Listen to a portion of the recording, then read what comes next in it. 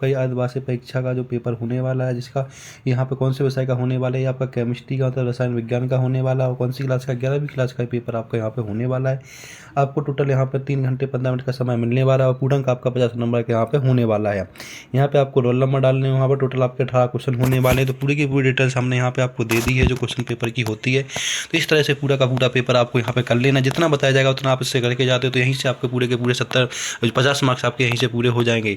और अगर इसका PDF चाहिए तो टेलीग्राम ज्वाइन कर सकते हैं, वहाँ से इसका PDF भी आपको मिल जाएगा। तो पूरी की पूरी डिटेल्स इस वीडियो में मैंने दे दी गई है। तो आपको सारी की सारी डिटेल्स के साथ इस वीडियो को पूरा का पूरा लास्ट तक देखना है, जितना बताया जाएगा उतना आप यहाँ पे कर लेना। तो चलते हैं पहले क्वेश्चन में, इसमें क्या पूछा गया उसकी बात कर लेते, फिर आगे की हम इसमें बात करते हैं। तो यहाँ पे आप देख सकते हैं कि आपका यहाँ पे खंड 1 स्टार्ट हो जाता है, जिसके अंदर आपसे क्या पूछेगा वो आप यहाँ पे देख सकते हैं। इसके अंदर आपसे बहुविकल्पीय प्रश्न पूछेंगे। इसमें पहला प्रश्न पूछा गया कि मोल अंश की इकाई है, तो इसमें ऑप्शन ए आएगा मोल मीटर, इसमें आ जाएगा इकाई नहीं है तो इसमें इकाई नहीं आ जाएगा, ठीक है। इसके बाद दूसरा दाब व ऊर्जा का ऐसे मात्रक बताइए, तो जूल आ जाएगा आपके यहाँ पे।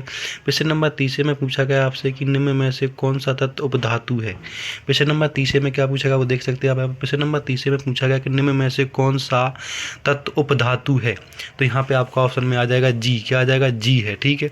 इसके बाद प्रश्न नंबर 4 देखेंगे, जिसके अंदर पूछा निम्न में से एस ब्लॉक का तत्व क्या है। निम्न में से एस ब्लॉक का तत्व क्या है, तो यहाँ पे आ जाएगा एन, ऑप्शन ए आ जाएगा आपका। फिफ्थ में पूछा गया C6H6 के बेंजीन में किस प्रकार का संस्करण होता है। C6 और H6 बेंजीन में किस प्रकार का संस्करण होता है, तो SP आपका यहाँ पे बी ऑप्शन आ जाएगा।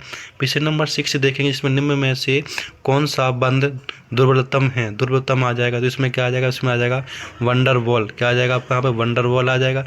प्रश्न नंबर 7 देखेंगे, प्रश्न नंबर 7 में पूछा गया कि समतापी प्रक्रम में AU का मान क्या होगा, मतलब कि यहाँ पर ट्रायंगल रूट का मान क्या होगा, तो यहाँ पे ऑप्शन आपका ए आ जाएगा। तो प्रश्न नंबर 7 का आपका यहाँ पे ए आ जाएगा, देख सकते हैं आप यहाँ पे। इसके बाद प्रश्न नंबर आप यहाँ पे 8 देखेंगे, इसमें जिसमें आपका यहाँ पे पूछा गया है कि C का अधिकतम ऑक्सीकरण अंक होता है, तो C का अधिकतम ऑक्सीकरण अंक कौन सा होता है वो हमें यहाँ पे बता देना है। तो यहाँ पे C का अधिकतम ऑक्सीकरण अंक क्या होगा, वो आपका यहाँ पे कर दो +6 होगा, क्या होगा +6 होगा। तो 8 का आपका यहाँ पे +6 हो जाएगा। इस तरह से आपके पूरे के पूरे बहुविकल्पीय प्रश्न हो जाते हैं। जो भी प्रश्न में बताना सारे के सारे आंसर के साथ मैं बता रहा हूँ, तो यहाँ पे देख लेना आपको। अब नेक्स्ट तो यहाँ से आपको पूरे के पूरे बहुविकल्पीय आपको अच्छे से याद कर लेने हैं। इसके बाद नेक्स्ट प्रश्नों की बात करने वाले, तो यहाँ पे 8 प्रश्न होने वाले, 4 नंबर के यहाँ से प्रश्न पूरे हो जाते हैं। अब हम बात करने वाले रिक्त स्थानों के पूरी, जो यहाँ पे आपको 3 नंबर के मिलने वाले हैं। तो पहला पूछा गया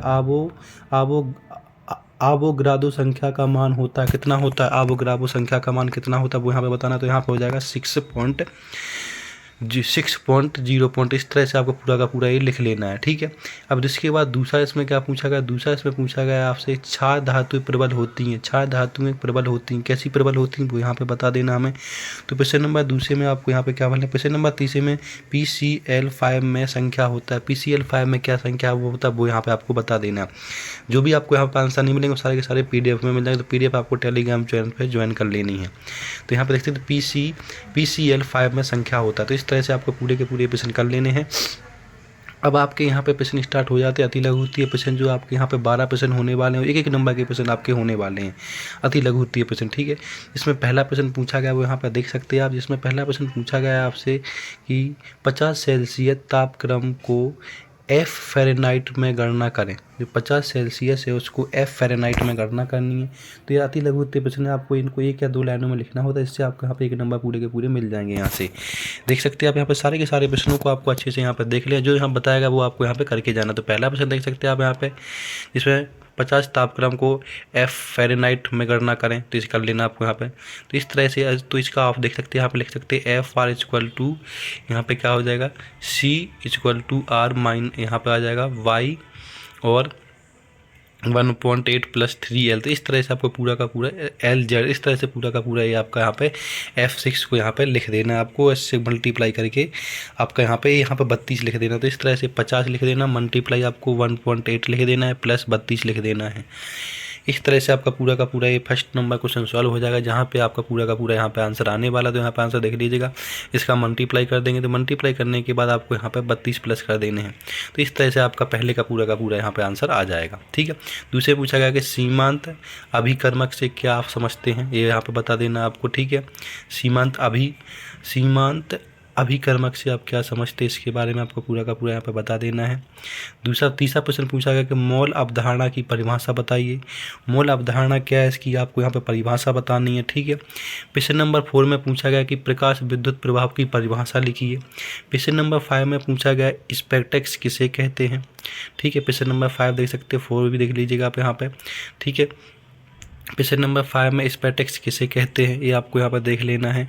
इसके बाद प्रश्न नंबर 6 देखेंगे, जिसमें पूछा गया कि समस्थानिक व समभारिक में अंतर स्पष्ट करो। ठीक है। इसके बाद प्रश्न नंबर 7 में पूछा गया आधुनिकीकरण आवर्तन श्रेणी व मेंडलीव की आवर्तन श्रेणी में प्रमुख अंतर लिखिए।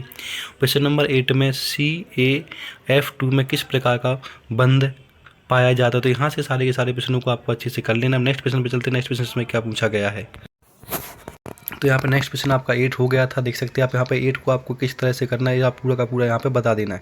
क्वेश्चन नंबर आपका यहाँ पे स्टार्ट हो जाता है। अब 9 में क्या पूछा गया वो आप यहाँ पे देख सकते हैं।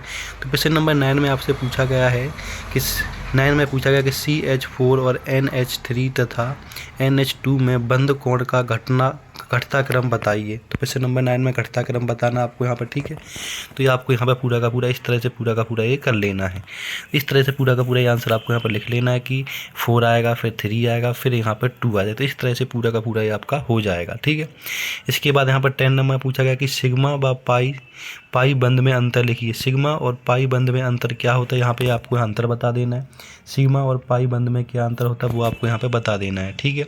अंतर यहाँ पे बता देना 10 वाले में। इसके बाद प्रश्न नंबर 11 में क्या पूछा गया, 11 में पूछा गया आपसे कि ऊष्मा गति की प्रथम नियम लिखिए। 12 में अपव्यय अभिक्रिया किसे कहते हैं। तो ये आपके यहाँ पे अति लघु प्रश्न पूरे हो गए हैं। अब खंड बी की बात करने वाले हैं, जो आपके यहाँ पे प्रश्न पूछे जाने वाले हैं। 1.5 नंबर का एक प्रश्न होने वाला है। तो प्रश्न नंबर 4 में पूछा गया वो देख सकते हैं आप यहाँ पे, और प्रश्न नंबर 5 के दोनों प्रश्नों को आपको अच्छे से देख लेना। प्रश्न नंबर 6 भी देख सकते हैं आप यहाँ पे।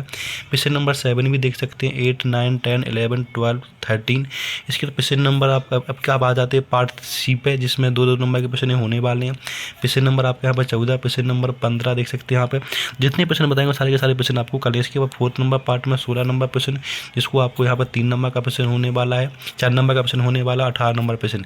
इस तरह से आपका पूरा का पूरा ये पेपर हो जाता है। जैसे ही इंपॉर्टेंट पेपर के लिए चैनल को लाइक कर सब्सक्राइब करें, तो यहाँ पे आपके पूरे के पूरे प्रश्न 18 के 18 प्रश्न आपके यहाँ पे पूरे हो जाते हैं। तो जितने प्रश्न कराएंगे वो सबका आंसर आपको PDF के माध्यम से टेलीग्राम चैनल पे मिल जाएगा। तो वहाँ से आप इनका आंसर भी ले सकते हैं, या फिर आप अपने खुद से इन क्वेश्चनों को लिख के इनके आंसर ढूंढ सकते हैं। तो यहाँ से आपका केमिस्ट्री का पेपर पूरा का पूरा हो जाता है। अगर आपको ऐसी हो इंपॉर्टेंट अपडेट के लिए और भी पेपर चाहिए तो कमेंट करके बताइए कि आपका किस चीज़ का और पेपर रह जाता है। तो यहाँ पे आप देख सकते हैं आपका 17 नंबर प्रश्न, 18 नंबर प्रश्न इस तरह से पूछे गए, जो आपके यहाँ पे 4-4 नंबर के प्रश्न होने वाले थे। तो इसमें 2 प्रश्न पूछे जाते हैं आपसे, जिसमें से एक प्रश्न आपको करना होता है। तो इन दोनों में से कोई एक प्रश्न आपको, जो आपको इसमें जी प्रश्न लगता है उनमें से कोई एक प्रश्न कर लेना। तो यहाँ पे आपसे ये 4 नंबर पक्के हो जाएंगे। तो इस तरह से आपके यहाँ पे 16 नंबर से 18 नंबर तक प्रश्न आपको इसी तरह से करने हैं। तो इस तरह से आप इन सारे के सारे प्रश्नों को कर सकते हैं। जो यहाँ पे बताया गया वही आपको पूरा पूरा कर लेना है। तो इससे बाहर कुछ भी आपका पेपर में नहीं आना। जितना बताएगा उतना आप कर लेते तो आपका इसी से पूरा का पूरा पेपर में हो जाएगा। अगर आपको इसकी PDF चाहिए तो PDF आपको यहाँ पे टेलीग्राम चैनल पे मिल जाएगी। टेलीग्राम चैनल का लिंक आपको यहाँ पर डिस्क्रिप्शन में मिल जाएगा। अगर आप चैनल पर पहली बार, तो चैनल को आपको यहाँ पर सब्सक्राइब कर लेना है और वीडियो को ज़्यादा से ज़्यादा शेयर करना है, जिससे और भी स्टूडेंट्स वीडियो को देख सकें। तो ऐसी इंपॉर्टेंट अपडेट के लिए चैनल को लाइक कर सब्सक्राइब कर वीडियो को ज़्यादा से ज़्यादा शेयर करें, जिससे और भी स्टूडेंट इसको देख सकें। धन्यवाद।